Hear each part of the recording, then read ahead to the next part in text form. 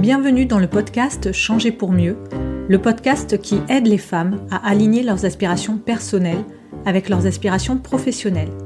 Je m'appelle Sophie et je suis consultante en accompagnement professionnel. Ici, je parle de carrière seule ou avec des experts et des invités.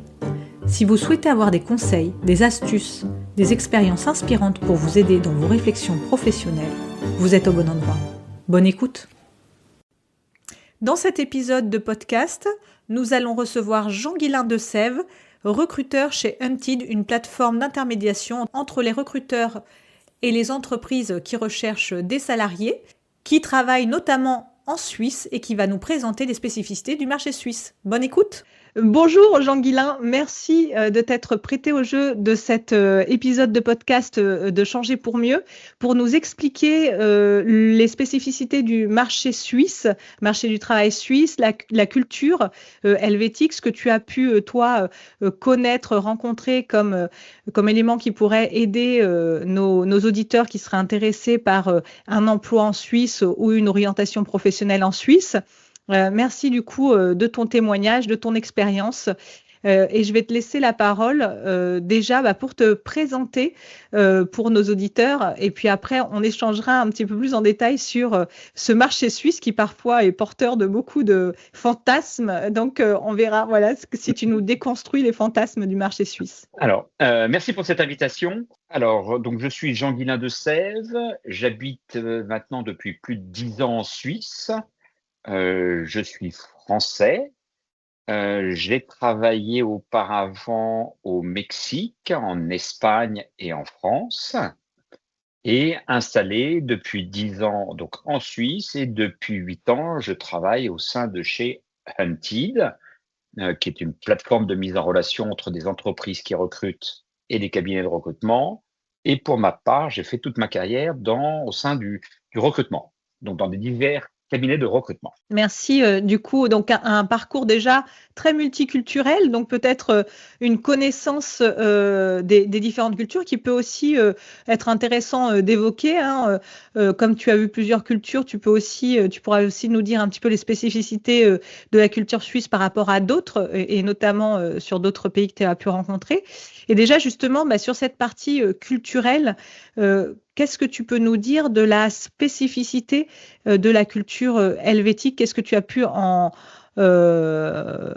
voir comme spécificité et quelle comparaison avec la France ou d'autres cultures que tu as pu voir à travers ton expérience professionnelle? La tentation est grande de considérer la Suisse un peu comme un département français, un de par la langue, un de par sa proximité avec la France. Quand vous êtes en Espagne, vous êtes avec une autre langue, que ce soit du castillan, du catalan, mais c'est une autre langue. Donc du coup, tout de suite, vous n'assimilez pas ça à la France. Quand vous vous retrouvez au Mexique, vous êtes à 12 000 kilomètres de Paris ou de la France. Donc tout de suite, vous n'avez pas cette facilité de revenir voir votre famille qui est située à Bordeaux ou je ne sais où. Alors que lorsqu'on est à Genève, c'est comme si vous étiez à Marseille ou à Bordeaux ou à Paris. Tout est rapidement accessible. Donc, la tentation et la langue est quasiment la même. Donc, la tentation est grande d'assimiler ou dire c'est la même chose. La langue, pour une partie, est la même. Alors, si on va sur l'espace linguistique, la Suisse, c'est pas que le français. Il y a 4 langues. Et 4 langues qui sont 4 langues officielles. La première langue officielle, c'est l'allemand. Ça représente à peu près 65% des gens qui parlent l'allemand. On a à peu près 20% qui parlent le français, qui sont surtout autour de l'arc lémanique. L'arc lémanique, c'est autour du lac Léman. Ensuite, vous avez la partie italienne, ça doit représenter 5 ou 10% de la population qui parle italien. Et une toute dernière région, qui est dans les Grisons, où la langue officielle est le romanche. Donc, vous vous retrouvez avec 4 langues. Après, est-ce que éventuellement, je pense que l'histoire, peut-être si on donne, il y a 4 dates. Ça peut être intéressant. Déjà, c'est intéressant cette histoire de langue parce que moi, je pensais que c'était 3 langues. Italien, suisse-allemand, parce qu'en plus, c'est pas vraiment de l'allemand, c'est du suisse-allemand. Alors, l'écrit est de l'allemand et la langue parlée est le suisse-allemand. Donc, c'est un dialecte, quoi. C'est une particularité. Et le romanche, on est en train de parler, je pense, de Alors, sur une population totale d'à peu près 9 millions d'habitants en Suisse, le romanche, c'est 40 000 habitants, ou je crois, ou 20 000 personnes, ou 40 000 personnes qui parlent le romanche dans toute la Suisse. Donc, c'est tout petit, tout petit. Oui, mais c'est intéressant de le savoir. Donc oui, quelques éléments historiques, en effet, pour comprendre aussi la culture suisse, hein, c'est ce qui aide aussi à comprendre finalement les spécificités, nos différences aussi. C'est intéressant de l'avoir. Alors, effectivement, alors, la Suisse, si on fait très simple, c'est 4 dates. 4 dates qui sont importantes. Un, la naissance de la Suisse, c'est 1291. Donc, c'est pas si vieux que ça. Avant, la Suisse n'existait pas. Et c'est le regroupement, en fait, de 3 régions qui ont dit on va se mettre ensemble pour résister à l'Autriche. Donc, c'est en 1291. Alors, en Suisse, les régions, on appelle ça des cantons. Et donc, c'est un pacte entre le canton d'Uri, de Schwyz et de Nidwald. Donc, ces trois régions qui sont regroupées pour lutter contre l'Autriche. Et ça va être le fondement de la Suisse, c'est de dire on est organisé par canton, par région. La deuxième date, et petit à petit, il y a d'autres effectivement régions qui sont regroupées pour arriver jusqu'à 26 cantons aujourd'hui. C'est 1815, avec le 1815, c'est le congrès de Vienne, et c'est l'intégration en 1815 des 3 derniers cantons, qui sont le Valais, Genève. Genève est aussi une ville et à la fois un canton, donc une région, et le canton de Neuchâtel. Et alors, pour l'anecdote, ça c'est très amusant. Donc, en 1815, au moment où la France a cédé le canton de Neuchâtel à la Suisse, le canton de Neuchâtel qui est le berceau de l'horlogerie. Donc, si la France avait gardé le canton de Neuchâtel en France, eh ben, toutes les montres ou tout le berceau de l'horlogerie serait français. Voilà, c'était la petite anecdote, donc qui date de 1815.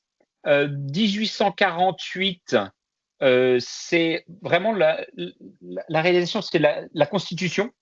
Donc la Constitution avec une seule monnaie. Donc du coup, on regroupe tous ces cantons, les 26 cantons, donc c'est une seule monnaie, donc qui renforce cette adhésion et qui en fait donc la particularité de la Suisse, comme on peut retrouver aux États-Unis. Hein. Donc on retrouve 26 cantons avec chacun son gouvernement, chacun donc sa législation, le pouvoir législatif, le pouvoir exécutif. Et par contre, le pouvoir judiciaire est un pouvoir judiciaire au niveau fédéral. Et la dernière date, donc on avait dit 1291, on avait dit 1815, 1848. La dernière date, c'est 1992 ou 92, si on veut bien parler ici. C'est le refus du peuple de s'intégrer à l'espace économique européen. Alors, l'opposition, c'est 50,7% de la population qui s'y est opposée. Donc, la Suisse ne fait pas partie, de l'Union européenne, ne fait pas partie de l'espace économique européen, mais fait partie de l'espace de Schengen. Donc, l'Europe, c'est 27 pays, si je ne m'abuse. L'espace économique européen, c'est 30 pays. Et donc, l'espace Schengen, là, la Suisse en fait partie. Donc, l'espace Schengen, c'est libre circulation des personnes, mais ce n'est pas la libre circulation des biens, des marchandises et des services. On ne fait pas partie de l'Union européenne.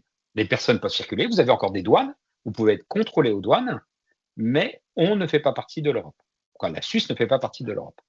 Donc, voilà ces 4 dates clés de la Suisse et de sa relation de la Suisse avec le reste de l'Europe. Et c'est pour ça, du coup, que quand on se déplace en Suisse, on n'a pas besoin de passeport. Finalement, la carte d'identité suffit. C'est à cause de l'espace Schengen ou...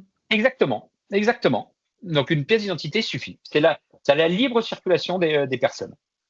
Oui, c'est vrai que c'est assez bizarre parce qu'en effet, comme ça fait pas partie de l'espace économique européen. Enfin, voilà, la monnaie est différente. Hein, c'est le franc suisse. Donc, du coup, c'est marrant d'avoir quand même cette liberté de circulation des personnes, mais pas des biens et des services. Et d'ailleurs, tu pourras nous expliquer l'impact que ça a pour les personnes qui seraient intéressées par monter un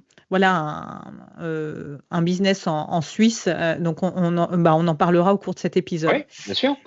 Donc, une histoire intéressante qui explique, je trouve quand même les spécificités. Déjà, c'est cet aspect cantonal qui, du coup, tu nous diras aussi si ça a un impact finalement sur le marché suisse. Est-ce qu'on se comporte de la même façon sur le marché suisse cantonal de Genève ou sur le canton de Zug, moi, pour connaître un peu le canton de Zug.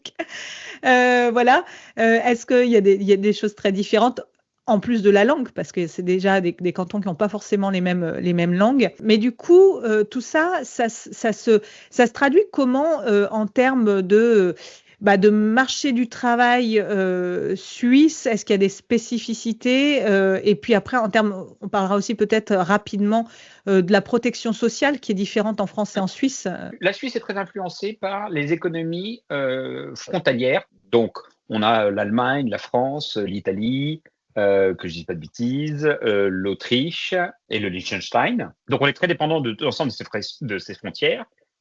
Donc, la partie suisse alémanique, donc on parle suisse-allemand, ayant une frontière commune de, je ne sais pas le nombre de kilomètres, mais avec l'Allemagne, est très dépendant du marché allemand. Donc, jusqu'à peu, c'était une économie florissante, avec une croissance très importante, donc qui était un modèle économique, et avec une culture germanique, voilà, qui est une culture différente de la culture latine qu'on peut retrouver dans le sud de la Suisse, où on est plutôt France, quoi. Une culture, latine, une culture latine. Donc, la Suisse alémanique, très dynamique, qui tirait pas mal l'Allemagne, et avec un certain frein depuis peut-être un an, ou oui, 6 mois, un an, avec effectivement une récession de l'Allemagne, donc avec le secteur automobile. Donc ça tirait beaucoup, la Suisse s'en bénéficiait beaucoup, mais le secteur automobile qui a entraîné tous les équipements qui peuvent exister, les équipementiers dans le secteur, la pharmacie aussi, donc qui était très présente aussi en Suisse alémanique. Donc ce n'est pas aussi florissant qu'il y a 5 ans, et c'est quelque chose qui est nouveau parce que la Suisse alémanique, sur les 30 dernières années, n'a pas du tout connu de crise. La partie francophone, alors on disait, c'est à peu près 2 millions. Alors, la Suisse, pardon, on disait 9 millions, une population de 9 millions de personnes, c'est 5 millions d'actifs. Okay. Donc, sur les 5 millions d'actifs, on doit avoir à peu près 3 millions d'actifs qui sont sur la Suisse alémanique et peut-être un peu moins de 2 millions d'actifs, un peu moins de 2 millions d'actifs qui sont sur la partie suisse romande. Peut-être 1,5 million à vérifier, mais c'est l'ordre d'idée de grandeur, et donc très dépendant du marché français. Alors, on va retrouver comme secteur économique surtout l'industrie, mais l'industrie, on la retrouve sur toute la Suisse. La pharmacie est aussi très présente sur la Suisse romande. Le secteur des banques, aussi très présent, mais on le trouve aussi à Zurich, mais très présent aussi sur Genève, pour toute la population francophone qui préfère faire des affaires avec Genève plutôt que Zurich. Donc, au point de vue économie, la Suisse était en pleine forme, on va dire, jusqu'il y a peu de temps, et 2 virages. Un premier virage qui a été il y a une dizaine d'années, avec la levée du secret bancaire, donc on pourra revenir dessus si tu le souhaites, qui a constitué un frein et de retrouver un modèle économique. Et ensuite, le deuxième, qui est récent, qui date depuis un an, il y a 4 marchés export pour la Suisse. Le premier marché export, donc c'est l'Allemagne, donc en récession. Deuxième marché export, la France, depuis 6 mois, avec un changement de gouvernement ou une dissolution de l'Assemblée, ça a provoqué un certain climat d'incertitude qui se répercute directement sur la Suisse. Ensuite, le troisième marché export, c'est les États-Unis. Bon, il y a aussi une certaine incertitude depuis l'arrivée de M. Trump à la présidence. Et ensuite, le quatrième marché de l'export, c'est la Chine, dominé surtout par le marché de l'horlogerie de luxe, et la Chine qui est depuis maintenant 2-3 ans dans son marché immobilier qui connaît beaucoup de difficultés. Donc, la Suisse doit se réinventer. Ce qui était ses éléments forts jusqu'à présent, l'exportation, le luxe, la banque, ils sont obligés de se concentrer sur d'autres choses ou de développer d'autres choses.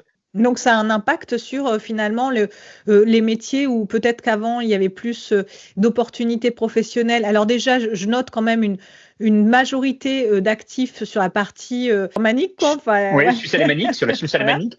Voilà. Donc ça veut dire qu'il faut savoir parler allemand, ce qui n'est pas la majorité des Français. Et donc finalement, c'est plutôt une minorité sur la partie francophone. Et donc des emplois peut-être qui sont moins dynamiques dans les secteurs un peu historiques, comme tu parlais de l'horlogerie, du secteur bancaire, du secteur du luxe. Du coup, ça se traduit comment en termes de marché de travail? Est-ce que du coup, il y a des postes qu'on avait l'habitude de trouver avant dont il n'y a plus vraiment de dynamisme, qu'il y a des nouveaux postes du coup dus à la réinvention nécessaire de la Suisse? Secteur bancaire. Donc, le secteur bancaire souffre beaucoup. D'une manière générale, il y a toujours des opportunités. Alors, le niveau de chômage, on passe d'un niveau de chômage qui était d'à peu près 2,5% à 3%. Pas très élevé. Voilà, faut relativiser aussi.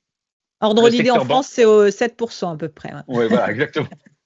Donc, c'est 2 à 3 fois inférieur au niveau de celui de la France. Le secteur bancaire, donc, n'est pas celui qui connaît une grande euphorie, mais il y a toujours des postes à pourvoir, parce qu'il y a toujours des besoins.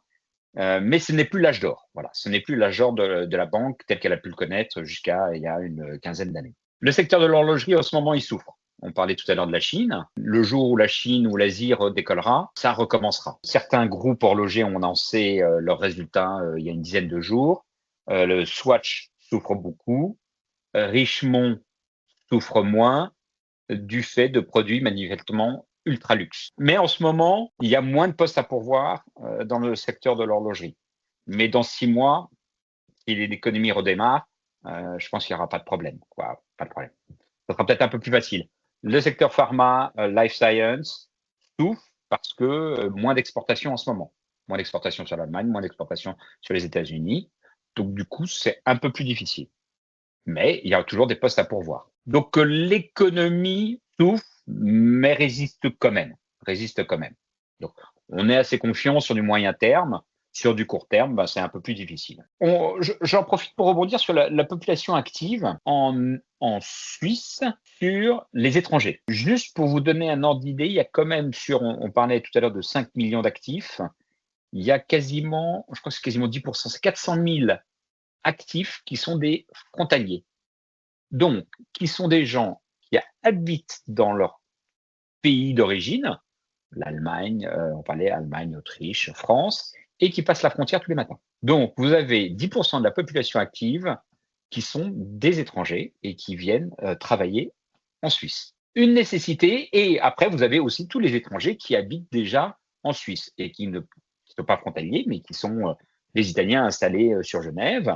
Et ça représente sur Genève, je crois, quasiment un actif sur 3 qui est un étranger. Les dés sont un petit peu pipés parce que vous avez des organisations internationales comme l'OMC, l'OMS, on en parle en ce moment, la Croix-Rouge, etc., donc qui emploient beaucoup d'étrangers. Et du coup, justement, si quelqu'un a envie de postuler pour un emploi en Suisse. Alors déjà, il y a 2 possibilités pour lui. S'il habite à la frontière, donc c'est d'être un frontalier et de rester résident en France et puis de travailler en Suisse, donc avec des particularités en termes notamment de protection sociale et de fiscalité, ou alors de s'installer en Suisse avec aussi parfois toutes les difficultés qu'on peut avoir à trouver un logement, par exemple. Qu'est-ce que tu pourrais leur donner comme conseil, comme indication, comme élément pour les aider à se projeter? Déjà, si on parle de Genève ou du canton de Vaud aussi, qui est francophone, qui est moins proche de la frontière, mais qui est francophone. Donc là, qui nécessite pour le coup une installation. Donc si c'était canton de Vaud, c'est plutôt une installation, et canton de Genève, on peut être frontalier.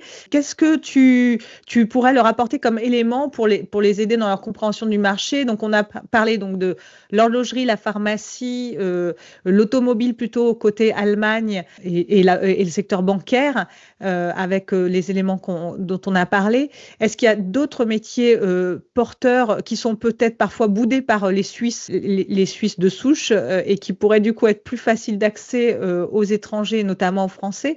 Et puis, quelles sont les particularités de ce marché? Premièrement, je vais dire, soyez vigilants sur tout ce qu'on peut entendre et ce que vous pouvez écouter sur les réseaux sociaux, les TikTok, etc. Co.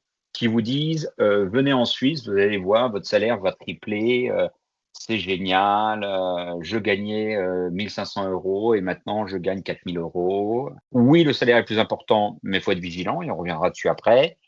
Et soyez vigilants aussi sur toutes les personnes qui vous promettent ou qui vous vendent des services et qui abusent un petit peu de certaines personnes en leur disant je vais vous faciliter les choses pour avoir votre permis G, qui est le permis justement des frontaliers pour des personnes d'une nationalité européenne et qui facturent ça 2000 euros ou 3000 euros alors que ça vous coûte 80 francs. 80 francs, et sachant que le franc et l'euro, on est quasiment à parité, donc c'est à peu près 80 euros. Faites attention. Ou qui vous disent, vous allez voir, faites attention, le CV doit être complètement différent entre la France et la Suisse. Fondamentalement, j'ai pas vu la différence après 10 ans en travaillant dans le recrutement. Mais bon, pourquoi pas. Mais il n'y a pas tant de différence que ça. Donc, faites attention à ça. 1. 2. Pour travailler en Suisse, si vous êtes d'une nationalité européenne, c'est facile. C'est facile pour peu que vous arriviez, alors je ne sais plus quel est le service qui s'occupe de ça aussi, au niveau de la Suisse, je vous fournirai un lien Internet, mais si vous arrivez avec une lettre, donc c'est sur le canton, c'est au niveau cantonal, mais si vous arrivez avec une lettre de promesse d'embauche, un contrat de travail, on vous donnera le permis G si vous êtes frontalier, ou un permis, que je dis facile, un permis pour pouvoir vous installer en Suisse. Mais pour ça, vous devez avoir une nationalité européenne. L'idée, c'est que le Suisse, il dit, soyez le bienvenu, sous réserve que vous soyez en capacité de subvenir aux besoins de votre famille quand vous venez vous installer ou quand vous venez travailler. Donc, c'est ça son idée. Donc, soit vous avez un contrat de travail, que vous bénéficiez d'argent ou d'un capital pour pouvoir venir éventuellement vous installer. Donc, c'est les deux choses. Je reviens donc en arrière sur la notion d'Européen. Si vous avez une nationalité autre qu'une nationalité européenne, vous rentrez dans des quotas. Donc, il existe des quotas par nationalité. Une fois que le quota est passé, il n'accepte plus, ou c'est beaucoup plus compliqué, de pouvoir obtenir un permis de travail.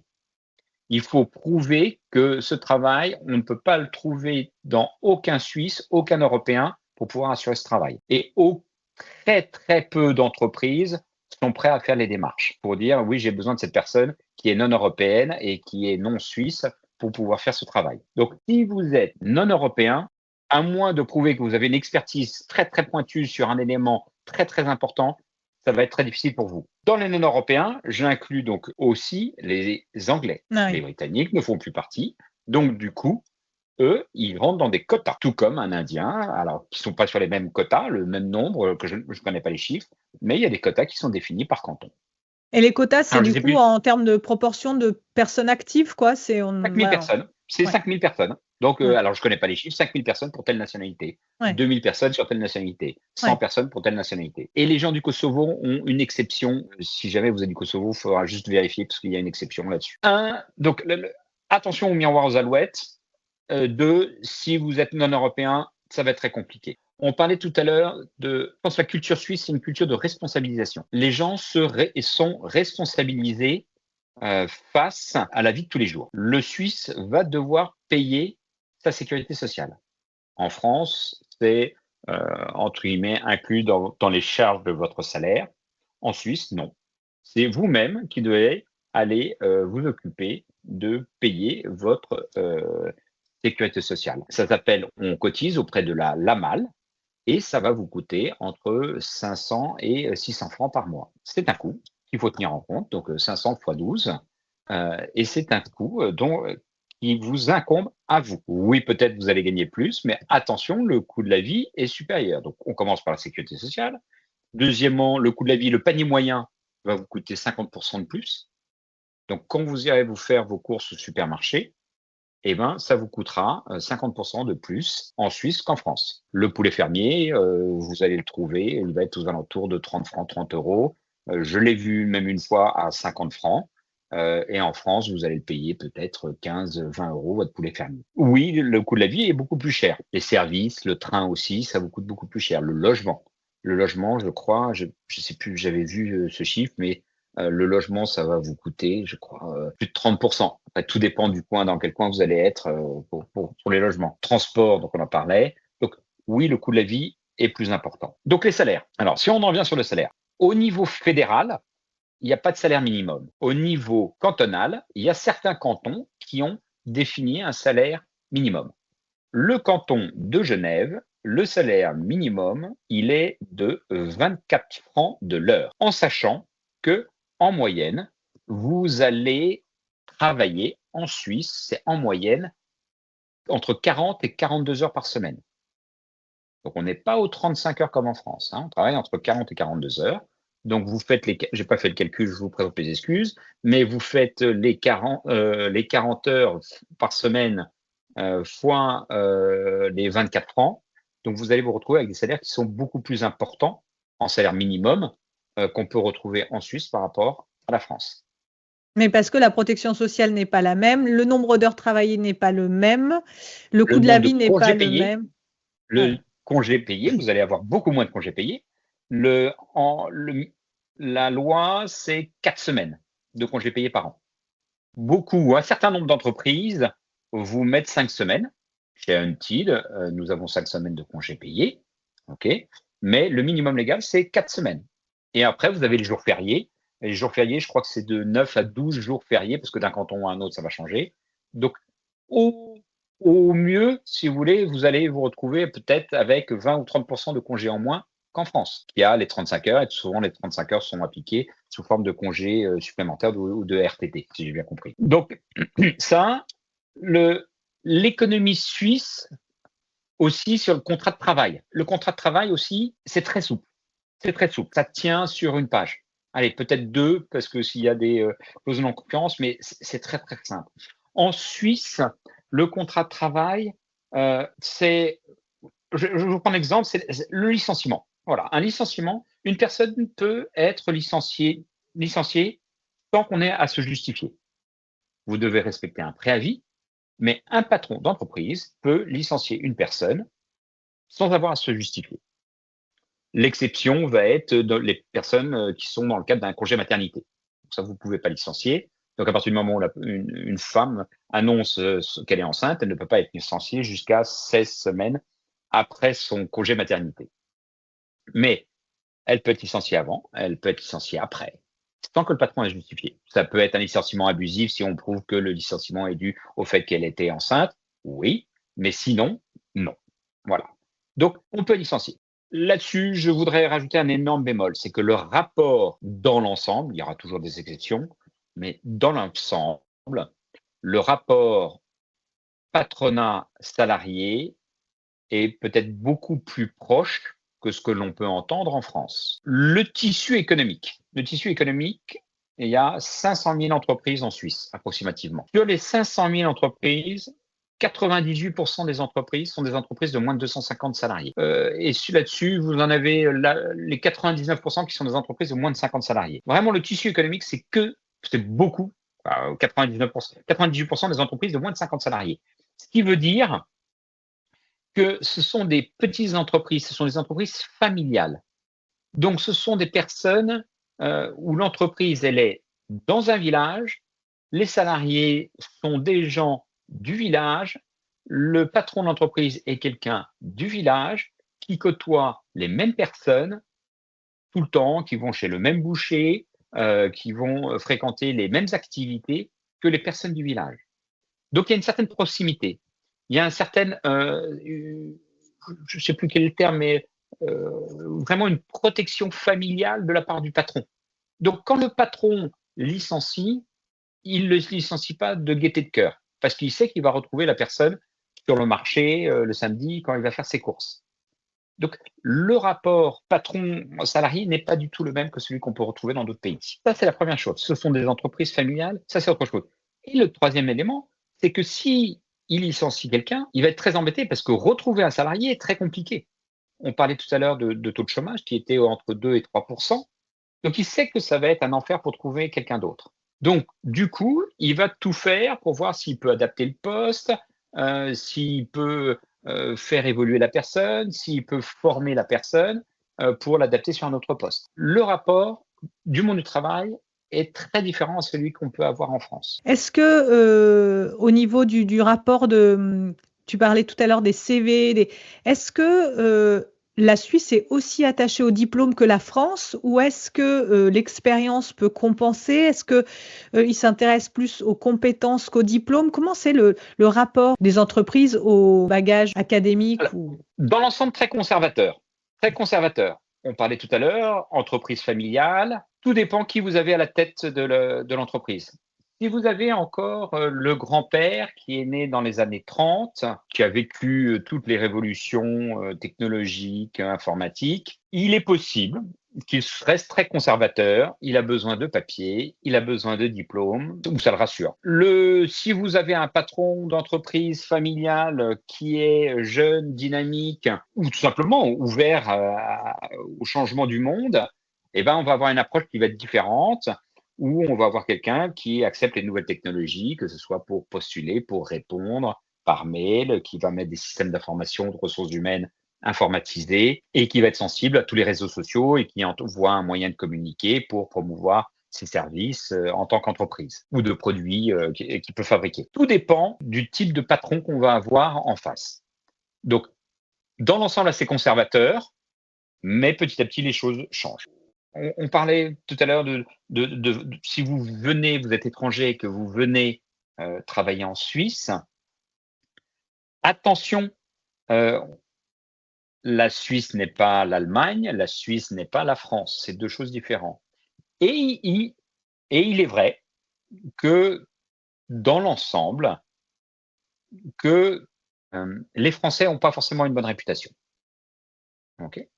La Suisse est un pays assez conservateur, qui ont un bon sens terrien, avec tout le côté noble de la chose.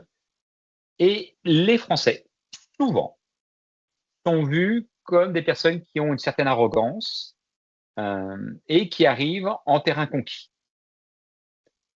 En terrain conquis en disant: «Vous avez besoin de moi pour travailler. Vu que c'est la Suisse, je peux demander un salaire très élevé». Et ça peut être très nuisible pour un candidat qui viendrait postuler. J'en veux pour preuve, depuis le 1er janvier, 3 candidats ont été déclinés par des clients qui avaient fait une proposition à des candidats en leur disant: «Non, je ne vous recruterai pas». Ça n'était pas dit, mais du fait de ce que vous vouliez renégocier après que je vous ai fait une proposition de contrat et qu'on soit tombé d'accord. Donc, qui ont dit: «Bah non, bah finalement, je veux renégocier mon salaire. Je veux renégocier mon salaire à la hausse parce que c'est la Suisse». Non, et qui fixent des conditions qui n'ont pas lieu d'être sous prétexte, ils pensent ils ont une haute opinion d'eux-mêmes et manquent un petit peu d'humilité et voilà, et des gens qui se font recaler pour ça. Donc, s'il vous plaît, si vous répondez à des annonces, que vous avez des entretiens, un tout petit peu d'humilité, ça peut être pas mal. Quand vous postulez en Suisse, ayez conscience que c'est un choix de vie. On déménage pas de Bordeaux on n'est pas en train de parler de Bordeaux à Marseille. Même je suis sûr qu'il y a une très grande différence culturelle. Mais on parle d'un autre pays. Donc c'est un choix de vie. C'est un choix de vie familial pour peu que vous ayez des enfants, un mari, une femme. C'est des choix de vie, c'est un changement de vie familial. On parlait tout à l'heure, bon, vous allez payer, vous ne faites pas plus partie de l'espace économique européen, vous n'habitez donc plus en France, les cotisations ne vont plus être les mêmes sociales, votre salaire ne va pas être les mêmes, la langue ne sera peut-être pas les mêmes, le système scolaire de vos enfants ne sera pas le même. Il existe des écoles, alors si on parle de français, il existe des écoles qui font le système scolaire français, qui sont des écoles privées, mais il existe un système public suisse qui donne un diplôme de la maturité, la matu, euh, et qui est très plébiscité par les Suisses et qui est d'un très très bon niveau, qui est plus compliqué, plus dur, mais qui est d'un très très bon niveau. Donc vous allez rentrer aussi dans un système scolaire suisse qui est différent. Et ça, encore un autre exemple, un médecin, une femme médecin qui a signé son contrat de travail en janvier pour commencer en septembre, qui avait tous les éléments, qui venait se faire installer sur le canton de Fribourg. Et cette femme médecin est arrivé, ne s'était pas occupé de son logement, n'avait pas discuté, etc., avec son futur employeur, en pensant qu'il y aurait un logement, et ne s'était pas renseigné sur le système de scolarité, en pensant, bon, c'est le système scolaire, c'est la même chose, et puis comme j'arriverai dans le village, forcément, j'aurai une place pour moi, ou pour mes enfants. Elle s'était pas renseignée, la personne est restée un mois, et au bout d'un mois, elle est rentrée en France. Donc ça se prépare. Donc si vous venez en Suisse travailler, ça se prépare, c'est un choix de vie. Renseignez-vous sur tous les aspects. Et vous verrez plein de sites qui vous accompagnent, qui vous aident, qui peuvent vous renseigner là-dessus. Et on en mettra quelques-uns en ressources du podcast. On en mettra, voilà. Et ils ne sont pas tous payants. Et il y a des services gratuits qui sont très intéressants. Vous pouvez tout trouver sur Internet. Pour finir sur la partie salariée, donc je retiens humilité, du coup, faire attention au fait qu'il ne faut pas renégocier une fois que voilà, les discussions ont été faites et qu'on est tombé d'accord, ne pas renégocier, ne pas sous-estimer si on s'installe en Suisse, le fait que c'est un autre pays, donc le gérer en fait comme si on gérait un déménagement à l'étranger, ce qui est le cas en fait, on déménage à l'étranger, même si parfois on parle la même langue, mais du coup anticiper tout ce qu'on aurait anticipé si on déménageait à l'étranger, notamment la partie logement qui est pas négligeable et la partie scolarité. Puis donc aussi bien prendre en compte les spécificités au niveau de la protection sociale et de la fiscalité suisse. Donc avoir tous ces éléments en tête. Ça, c'est si on déménage. C'est vrai qu'après, il y a la solution un petit peu moins impactante, mais qui est quand même aussi à étudier des frontaliers, où donc tu nous parlais du permis G, du coup, à voir. Voir les spécificités en termes de protection sociale et de fiscalité des frontaliers aussi. Mais c'est vrai que c'est un petit peu moins impactant, mais on reste du coup quand même salarié en Suisse, donc dans un pays étranger. Et donc, je pense qu'il y a aussi un effort d'intégration à faire et pas venir comme un touriste tous les matins. Enfin, voilà. Donc, si on devait terminer sur cette partie recrutement salarié avant de parler à l'entrepreneuriat, qu'est-ce que tu voudrais donner comme dernier conseil, notamment au niveau du CV aussi? Moi, il me semblait qu'il fallait forcément des lettres de recommandation. Pas forcément, pas Non. forcément, pas forcément. Et si on demandera, alors je pense qu'à la fin, on vous demandera des attestations de travail. Effectivement, ça, c'est quelque chose qui est quasiment légal, je crois, en Suisse. Donc, on vous demandera de fournir des attestations de travail, comme quoi on a bien telle personne qui a travaillé au sein de telle société pendant X temps. Donc, un certificat de travail quelque part. Un certificat de travail. Ça, c'est très neutre, les certificats de travail. C'est juste que la personne a travaillé de telle date à telle date sur tel poste dans telle entreprise et bon, ça suffit. Alors, on entend parler de beaucoup de choses. Je ne sais toujours pas si c'est vrai ou pas. Selon la manière dont c'est rédigé, on peut lire à travers ou pas certaines choses. Bon, alors ça, je laisserai le flou là-dessus. Juste, oui, pour les impôts, j'avais oublié d'en parler. Les impôts, donc les charges patronales et les charges salariales et les impôts. Sur votre salaire brut, vous aurez approximativement 15% qui seront déduits de votre salaire brut pour obtenir votre salaire net. Les charges patronales, donc entre guillemets, vous ne serez jamais au courant, mais les charges patronales, c'est approximativement entre 15 et 20% au niveau des charges patronales. Donc c'est beaucoup plus faible. Les charges sont beaucoup plus faibles. Alors les impôts, il y a 3 niveaux d'impôts. Vous avez un impôt fédéral, un impôt cantonal et un impôt communal. Donc, vous avez l'IFD, qui est l'impôt fédéral, et l'ICC, qui est l'impôt cantonal et communal. Donc, qui sont 2 impôts. Et vous avez en Suisse un impôt sur la fortune. Et la fortune commence, alors ça, d'un canton à un autre, ça change, mais je crois que sur le canton de Genève, ça commence à 80 000 francs. Donc, entre guillemets, très rapidement, si vous avez un certain capital, donc de plus de 80 000 francs, en incluant la voiture, vous pouvez être soumis en Suisse à un impôt sur la fortune. Des montants qui varient aussi d'un canton à un autre. Et je ne suis pas sûr que tous les cantons aient l'impôt sur la fortune. Et ça, à vérifier. Donc voilà. Et l'impôt cantonal fédéral, alors c'est progressif comme en France. Plus vous gagnez, plus vous payez. Et ça peut être jusqu'à 20% de votre salaire. Et moi, j'avais entendu parler, alors c'est peut-être propre au canton de Zouk, mais qu'il fallait même payer un impôt sur la religion. En fait, c'est soit on renonçait à sa religion, soit on payait un impôt à l'église. Je crois que vous avez un impôt, effectivement, sur la religion. Et alors, par contre, là-dessus, je ne serais pas forcément très à l'aise pour vous dire, ou je ne sais plus si c'est une histoire de cotisation que Mmh. vous payez du fait que vous pratiquez une religion.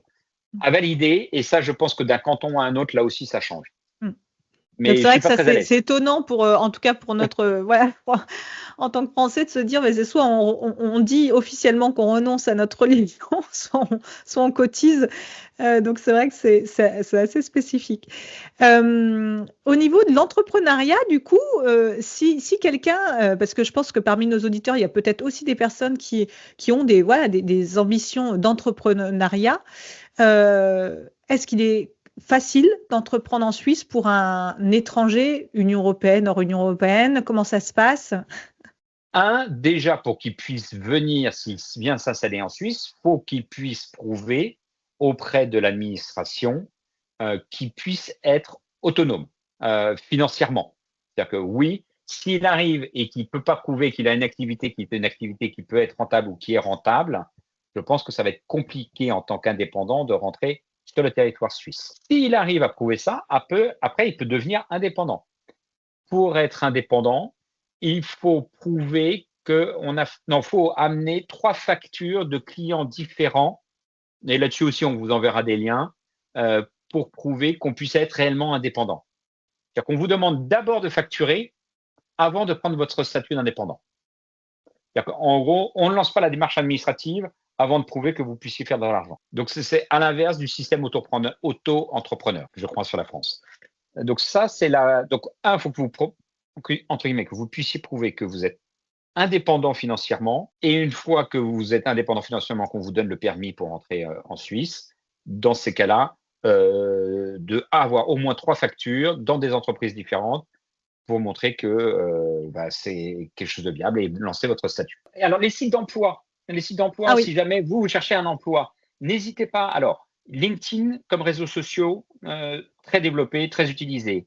Xing, surtout sur la Suisse alémanique, donc qui est l'équivalent de LinkedIn, mais très présent en Allemagne, en Autriche et en Suisse alémanique. 2 job boards qui sont aussi très présents, c'est jobs.ch, qui est un job board principalement sur l'Allemagne, qui s'est regroupé avec un autre site qui s'appelle JobUp, qui lui est plutôt présent sur la Suisse romande. Vous avez aussi Indeed, qui est très présent, et là qu'il est au niveau international. Je dirais que principalement, là, vous avez déjà quelques axes de travail pour pouvoir postuler à des annonces. Des cabinets de recrutement. N'hésitez pas à faire appel à des cabinets de recrutement. Toujours si vous avez la nationalité européenne. Des cabinets de recrutement, je crois qu'il y en a plus de 7000 en Suisse. Donc, il y a 7000 cabinets de recrutement pour pouvoir postuler. Et sinon, après, si vous avez identifié déjà des sociétés dans lesquelles vous aimeriez travailler, la plupart ont des sites d'emploi et donc vous pouvez postuler en direct sur ces entreprises. Je te communiquerai le lien Mmh. avec l'ensemble des sites ou les cabinets de recrutement sur lesquels vous pouvez postuler. Pour terminer, ce podcast, vous pouvez nous parler un petit peu de Hunted et de ses activités? Quels sont, les principaux postes aussi, qu'il propose? Est-ce qu'ils sont très divers? Voilà, donc je vous laisse un peu la parole sur, Si on devait revenir sur Hunted, c'est une plateforme donc d'intermédiation entre des entreprises qui recrutent et des cabinets de recrutement. Donc concrètement, nous avons des clients donc qui sont basés en Suisse, en France ou dans d'autres pays. Le siège de la société on a été fondé en France. Nous avons lancé une succursale en Suisse depuis septembre 2020. Et nous, sur la Suisse, effectivement, nous rapprochons ou nous mettons en contact des cabinets de recrutement avec des entreprises qui recrutent. Donc concrètement, on a des clients, on va dire, je dis n'importe quoi, Procter Gamble qui va mettre son annonce sur la plateforme, et en face, on a une communauté de chasseurs de tête qui peuvent présenter des candidatures.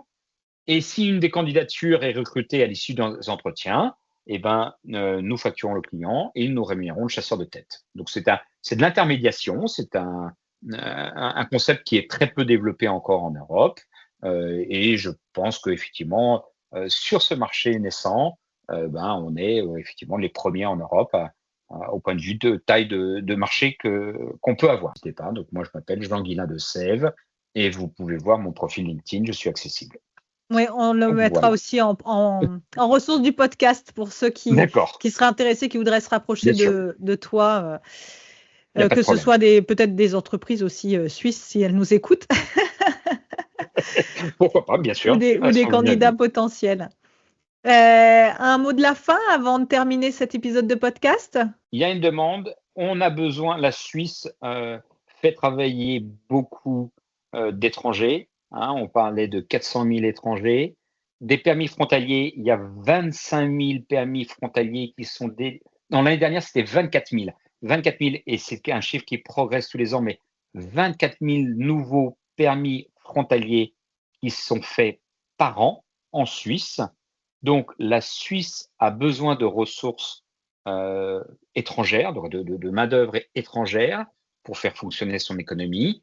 Ne pas avoir peur donc de postuler ou de regarder, mais bien prendre conscience que ce n'est pas la France, que si on parle de français ou les Allemands, la même chose, mais c'est un pays différent, de l'humilité, et c'est une économie qui est beaucoup plus souple et beaucoup moins rigide que ce qu'il y a en France.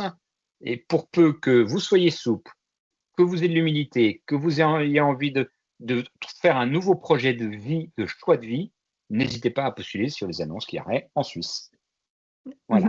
Merci beaucoup, Jean Guillain, pour cette présentation très complète. J'espère que ça a aidé nos auditeurs qui réfléchissent à ces opportunités.